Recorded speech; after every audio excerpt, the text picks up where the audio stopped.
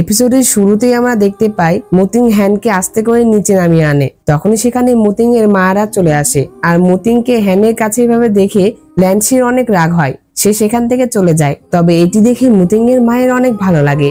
সে তখন সেখান থেকে তার দাসীদের নিয়ে চলে যায়। এর পরের দিকে আমরা হ্যানকে ঘরে দেখতে পাই। তখন মতিং তার কাছে আসছিল। এটা দেখে হ্যান তাকে তার কাছে আসতে মানা করে, কিন্তু মতিং কোনো কথা না বলে সরাসরি বেডে গিয়ে শুয়ে পড়ে। আর তখন হ্যান মতিং এর দিকে চেয়ে থাকে। হ্যান মনে মনে বলে যে তাকে তো অনেক সুন্দর। সুখবর সুখবর সুখবর, আমার দর্শকদের জন্য সুখবর। আমি তোমাদের জন্য একটি হোয়াটসঅ্যাপ গ্রুপ খুলেছি, যেখানে তোমরা তোমাদের বন্ধুদের সাথে মন খুলে আড্ডা দিতে পারবে। আর তোমাদের সাথে থাকবো আমি। এই হোয়াটসঅ্যাপ গ্রুপে তোমরা আমার ভিডিও সম্পর্কে তথ্য জানতে পারবে, আর প্রতিনিয়ত সকল আপডেট তথ্য তোমাদের সেখানে জানিয়ে দেওয়া হবে। আমি আশা করি যে তোমাদের এটাতে অনেক বেশি উপকার হবে আর তোমরা অনেক মজা করতে পারবে। তো দেখা হচ্ছে হোয়াটসঅ্যাপ গ্রুপে। ধন্যবাদ। দেখাচ্ছে। আর তখন মতিং তাকে বলে যে তুমি কি আমাকে ঘুমাতে দিবে না? তখন হ্যান মতিংকে বখাটে ছেলে বলে ঘুমিয়ে পড়ে। পরবর্তী সকালে আমরা দেখতে পাই যে হ্যান যখন বাইরে হাঁটছিল তখন একটি দাসী এসে তাকে বলে যে তাকে বাইরে কেউ ডাকছে। তখন দাসীটি তাকে বলে যে ইউনসি নামে কেউ তাকে ডাকছে। এই কথা শুনে তো হ্যান অনেক খুশি হয়ে যায়। সে তাড়াতাড়ি করে সেই দাসীর সাথে যেতে থাকে। তো হ্যান যখন সেই দাসীর সাথে যাচ্ছিল তখনই কেউ তাকে কিডন্যাপ করে নেয়।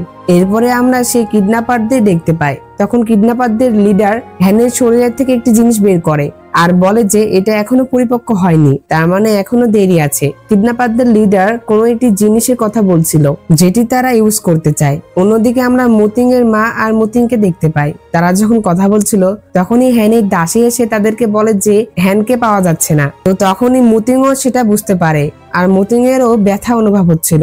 অন্যদিকে আমরা হ্যানকে দেখতে পাই কিডন্যাপারদের লিডার হ্যানের কাছ থেকে সেই জিনিসটি বের করার চেষ্টা করছিল, যেটাতে হ্যানের মুখ দিয়ে রক্ত বের হয়ে যায়। তখনই সেখানে মতিং চলে আসে আর মতিং এসে তাদেরকে হ্যানকে ছেড়ে দিতে বলে। তখন তাদের লিডার মতিংকে মারার আদেশ দেয়, যেটাতে সেই সৈন্যরা মতিংকে আক্রমণ করে। এরপরে মতিং তাদের সাথে ফাইট করতে থাকে, কিন্তু এক পর্যায়ে সে তাদের সাথে আর পারে না। তারা মতিংকে তলোয়ার দিয়ে আঘাত করে। তারা যখন মতিংকে একেবারে মেরে ফেলার জন্য আঘাত করে তখনই হঠাৎ করে মতিং এর ভিতর থেকে অনেক শক্তি বের হয়ে আসে, আর যেটাতে তার চুলও সাদা হয়ে যায়। আর তখন সেখানে থাকা সকল সৈন্যকে সে মেরে ফেলে। যেটা দেখে সেই লিডার বলে যে এটা এখন সঠিক সময় নয়, আমি পরের বার আবারও তোমার জীবন নিতে আসবো। এই কথা বললে লোকটি সেখান থেকে চলে যায়। আর তখনই মতিং সেখানে পড়ে যায় আর তার মুখ দিয়ে রক্ত বের হয়। এটি দেখে হ্যান তাড়াতাড়ি করে তার বাঁধন খুলে মতিং এর কাছে চলে আসে। তখন হ্যান মতিংকে বলে যে তুমি ঠিক আছো তো? তখন মতিং বলে যে তুমি চিন্তা করো না, তোমার স্বামী এত সহজেই মরবে না। এরপর তারা বাসায় চলে আসে। তো মতিং আর হ্যান যখন বাসায় আসে তখনই মতিং এর মা